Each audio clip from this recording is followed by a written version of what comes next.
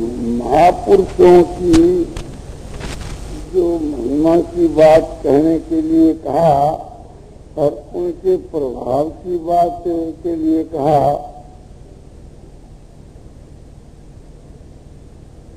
तो ठीक है, उनका जो प्रभाव है वो अपरिमित है, वो परिमित नहीं।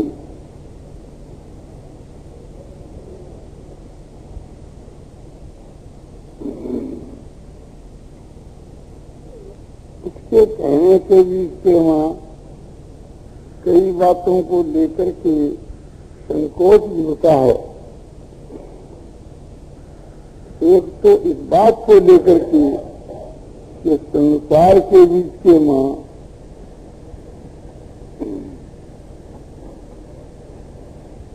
लोग भूरे होते हैं और चाहे जिसको महात्मा मान कर करके और एक प्रकार से उसका दुरुपयोग करते हैं।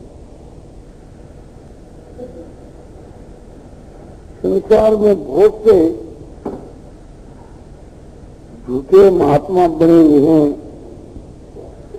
कोई तो अपने को भगवान बतलाते हैं और कोई अपने को ज्ञानी और कोई अपने को योगीराज और कोई अपने को महात्मा और कोई अपने को भक्त। इस प्रकार से कि अपने बतला करके और लोगों को ठगते। हमारे स्त्रियां जो है माता बहना, ये तो बहुत ही भूरी होती है। ये तो चाहे जिसके फंद में फंस जाती है,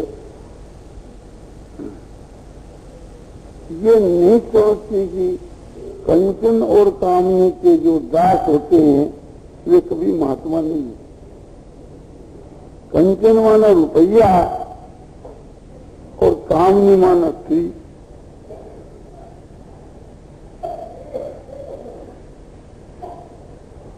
और उस कोटि के जो पुरुष होते हैं उनमें मान, बड़ाई, पूजा, प्रतिष्ठा, वास्तव में इसकी गंध भी नहीं होती। मान, बड़ाई, पूजा, प्रतिष्ठा को वे बलमूत्र के समान समझ। उसको के पुरुषों के बीच के मां समता होती है, स्वार्थ का त्याग होता है और वे दूसरों के हित में रहते हैं। उनका अपना तो किसी कार्य रहता नहीं। उनका जो कुछ अपने तन मन धन है या जो भी कुछ एक प्रकार से उनके अधिकार के वहां चीज है, वो सब जगत जनार्दन की है। रात और दिन वे उसी काम के वहां लगे रहते हैं। तो ऐसे पुरुष इस जमाने में बहुत ही कम होते हैं। अब ये नहीं, द्वापर युग के बीच के मां भी बहुत ही कम थे। इसी बात को ध्यान में रख करके भगवान श्री कृष्ण जी ने 7वें अध्याय के 3रे श्लोक में कहा है कि मनुष्याणां सहस्रेषु कश्चित् यतति सिद्धये और यततामपि सिद्धानां कश्चिन् मां वेति सत्यता।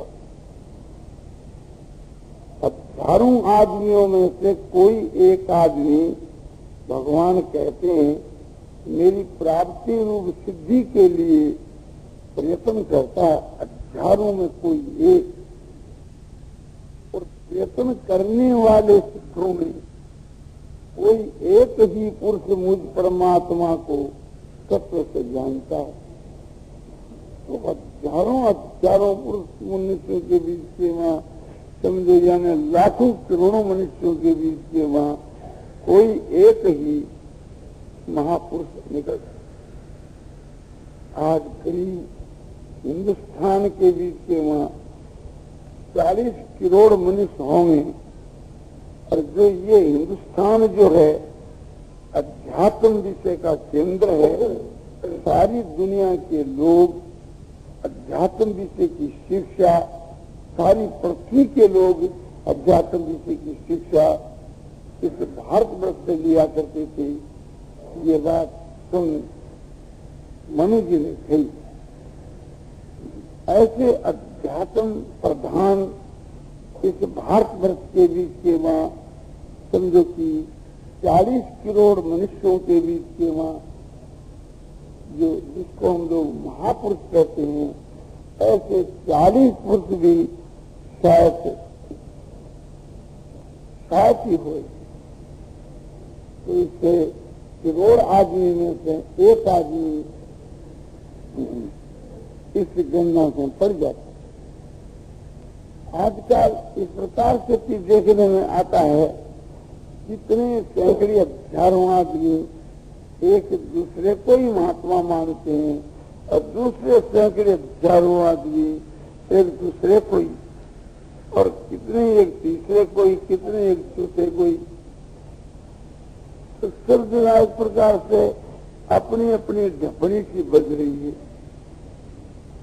और समझो कि आपने कितने अपना अपना भगवान बना रखा है। कितने आदमी तो समझो कि हमारे देखने के बीच में ऐसी बात आती है, और उनको भगवान के नाम से संबोधन करते हैं, और वह पामर उस भगवान के नाम से अपने को स्वीकार करते। ख्याल करना चाहिए कि जो इस बात को खुद स्वीकार करता है कि मैं महापुरुष हूँ, या मैं एक ज्ञानी महात्मा हूँ, या मैं एक ईश्वर का अवतार हूँ, या मैं एक योगीराज हूँ, या मैं एक जीवन मुक्त ज्ञानी हूँ, उन स्वीकार करने वालों में तो शायद ही कोई श्रेष्ठ पुरुष निकले। ये आपको एक ऊंची बतला दी जाती है, इससे कि आपको थोड़ा समझो कि ज्ञान हो जाए। श्रेष्ठ जो पुरुष होते हैं वे खुद तो अपने को श्रेष्ठ कहते ही नहीं, किंतु दूसरे जो लोग कहते हैं उनको भी वे स्वीकार नहीं करते। तो संसार के मां जो प्रसिद्ध नहीं है, गुप्त रूप से रहते हैं, उन पुरुषों के बीच के मां कोई महापुरुष हुआ करता है।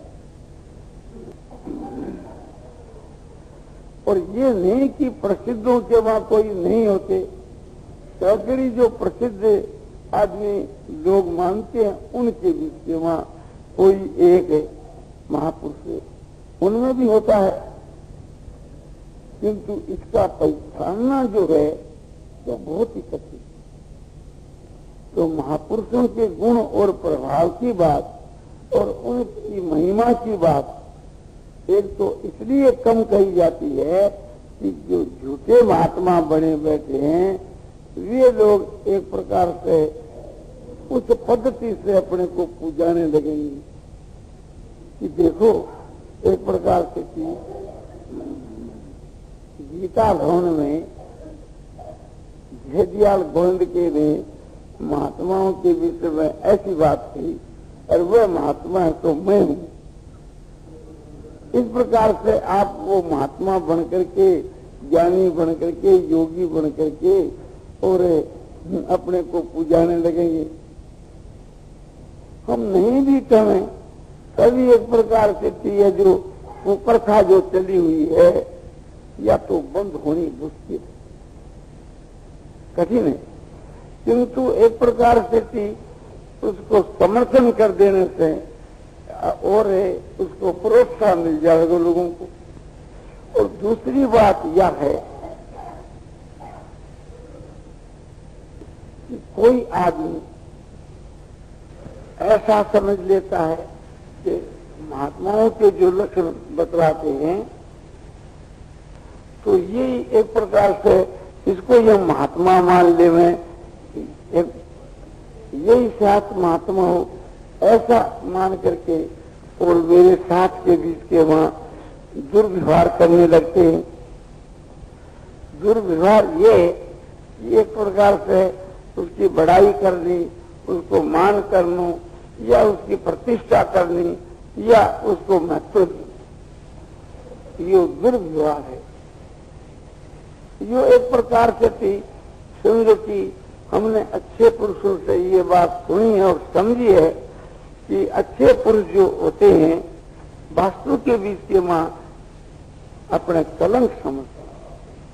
माने यह है कि जो अच्छे साधक होते हैं वे भी एक प्रकार से थी अपने मान बढ़ाई के फंदे में फंस जाते हैं तो गिर जाते हैं। तो यह एक बड़ी एक प्रकार से बला है। तो साधक जो पुरुष हैं उनको तो खुद ही सावधान रहना चाहिए। जो अच्छे पुरुष होते हैं वे मान बढ़ाई खुद नहीं चाहते, किंतु दूसरे लोग उनको मान और प्रतिष्ठा देते हैं तो वो अमृत से भी बढ़कर के प्रिय लगने के कारण से थी साधक आदमी उसके वहां फंस जाता।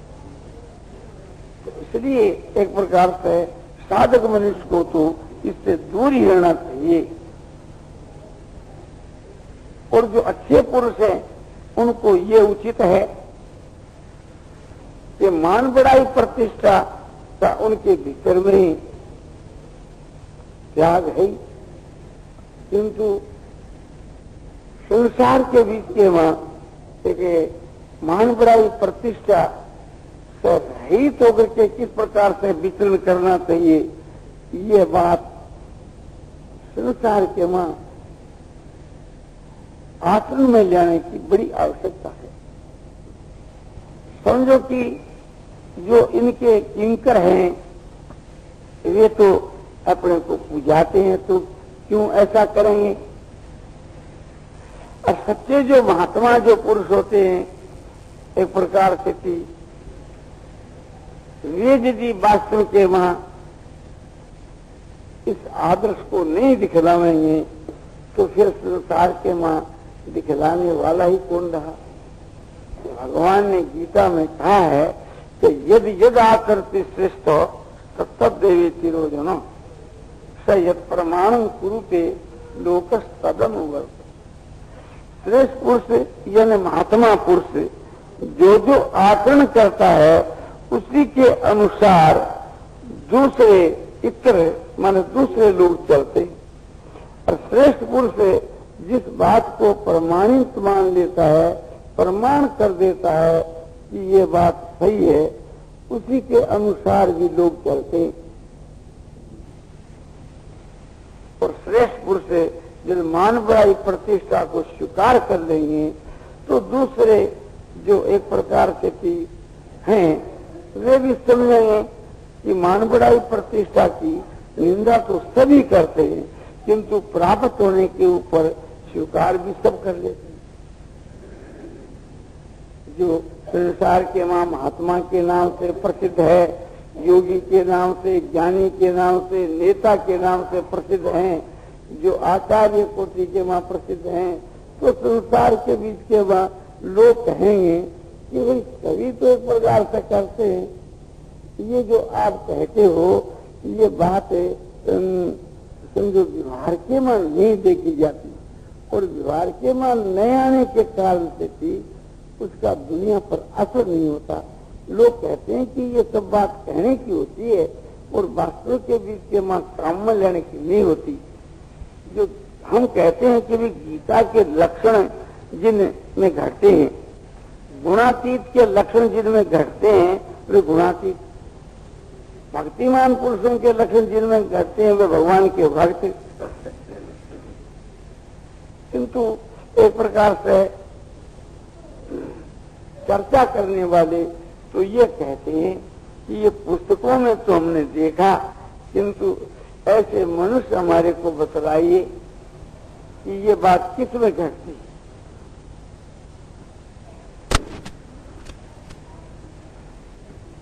नहीं तो एक प्रकार से वास्तव के बीच के वहां यदि ये बात घटनी मुश्किल है तो ये एक उत्तम जो लक्षण है केवल पुस्तकों के वहाँ ही आदर्श है। तो बतलाने के विषय के वहाँ आपको उस दिन मैंने बतलाया था कि ऐसे जो पुरुष संसार के वहाँ नहीं है तो नहीं, संसार में किसी भी चीज का अभाव नहीं है, किंतु हमारी जो परीक्षा है वो कच्ची है, ठीक नहीं है। हम किसी को महात्मा बतला दे रहे हैं, वे महात्मा नहीं निकलता है, और किसी को हम महात्मा नहीं मान रहे हैं उनमें भी कोई महात्मा निकलाता है।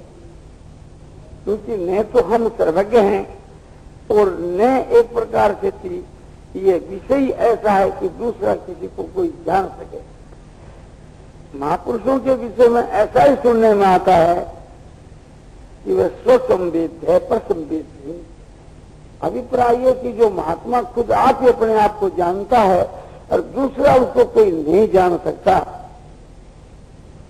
जैसे परमात्मा को कोई आदमी नहीं जान सकता, स्वयं भगवान जिसको जानना चाहते हैं वो ही जान सकते, और भगवान जिसको नहीं जानना चाहते उसको कोई भगवान को कोई जान सके, ये बात असंभव है। इसी प्रकार से जो महापुरुष जो हैं उनको भी एक प्रकार से वे जानना चाहे तभी कोई जान सके, और नहीं तो उनको कोई नहीं जान सकता। महिमा तो उनकी अपरंपार है, शास्त्रों को लक्ष्य में रख करके ही हम आपको बतला सकते हैं। इसके लिए शास्त्र ही प्रमाण है, और हमारे में कोई ऐसी करामात नहीं है, ऐसा कोई हमारे के वहां कोई समझो कि विशेष है,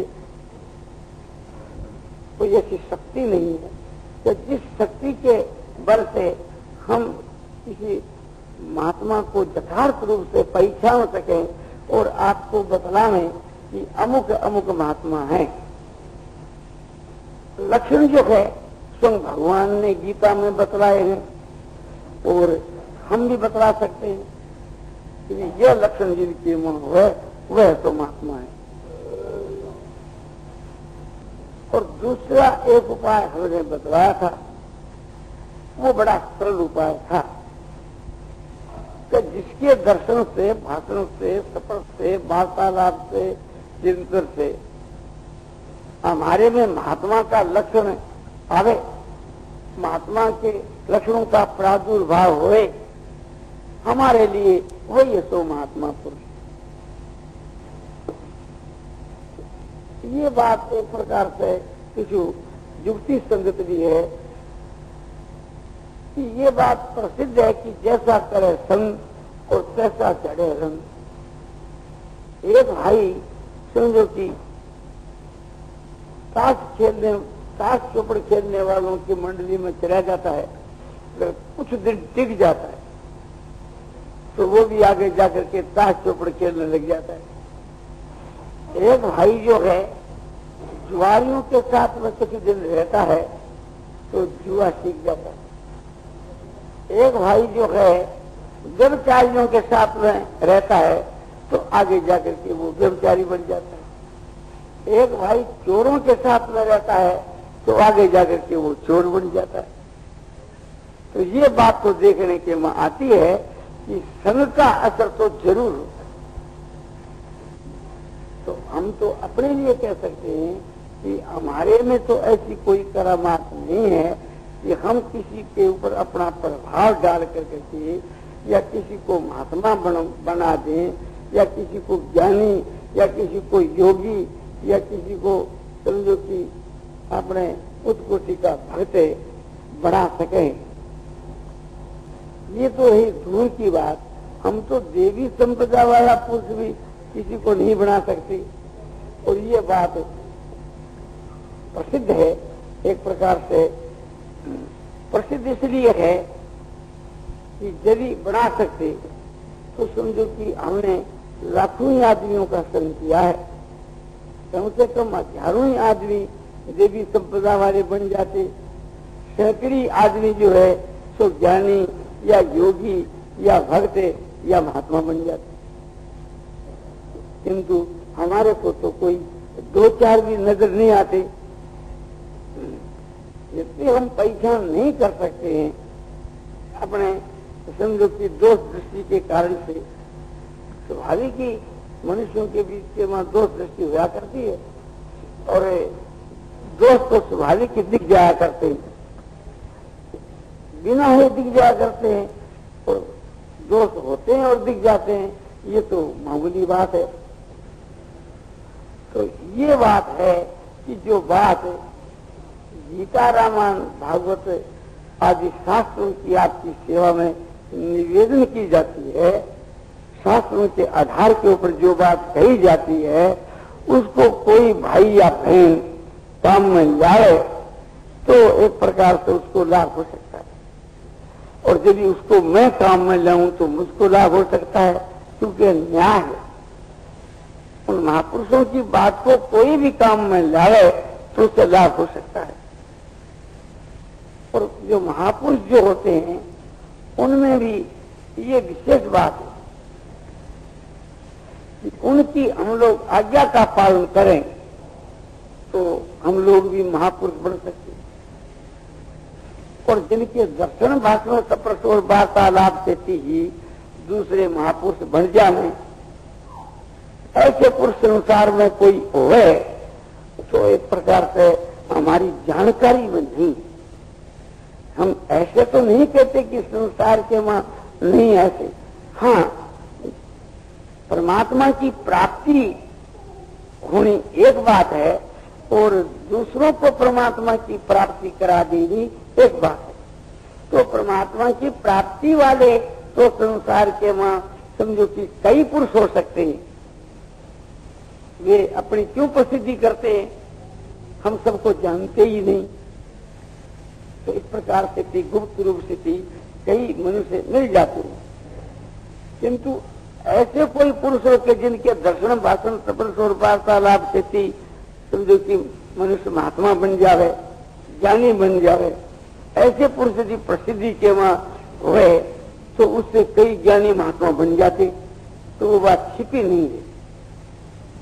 जिसको भगवान की प्राप्ति हो जाती है ऐसा पुरुष तो छिप करके भी रह सकता है, किंतु ऐसा पुरुष कैसे छिपे कि जिनके दर्शन भाषण तपस्या से दूसरे महात्मा अपने खड़े हो जाए, बन जाए, उसके प्रभाव से ऐसे पुरुष छिप नहीं सकते।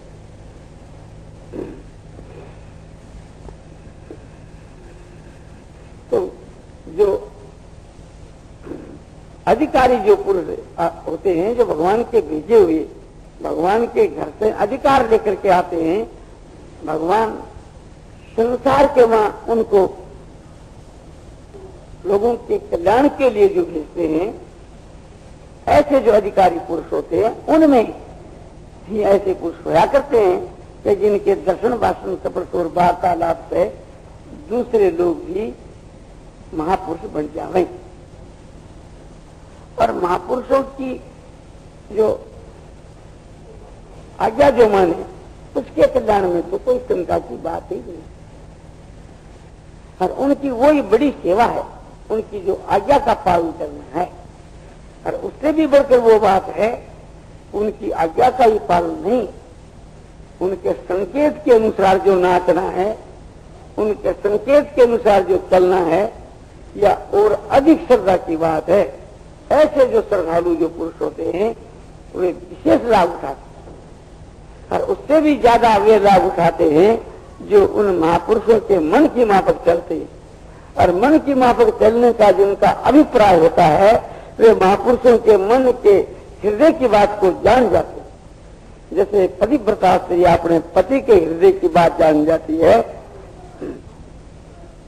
इसी प्रकार से थी वे उन्हें पुरुषों के हृदय की बात को जान जाते हैं, और उससे भी और वे जल्दी लाभ उठा सकते हैं। अधिक परम श्रद्धालु है जो उनके सिद्धांत के अनुसार समझो कि आपने चलते।